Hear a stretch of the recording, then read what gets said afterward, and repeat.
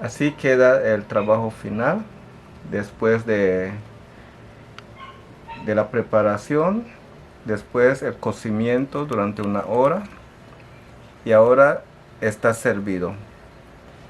Tiene tomate encima para que dé un poco más de sabor y aquí podemos ver el huevo duro dentro del tamal.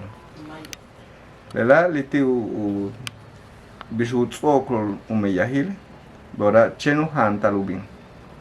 Tela kilik de que yan upakil tuyokol utialu ubonik yetelu kil. Chikan shan lehe lechak bilhe tutsu le tamalio.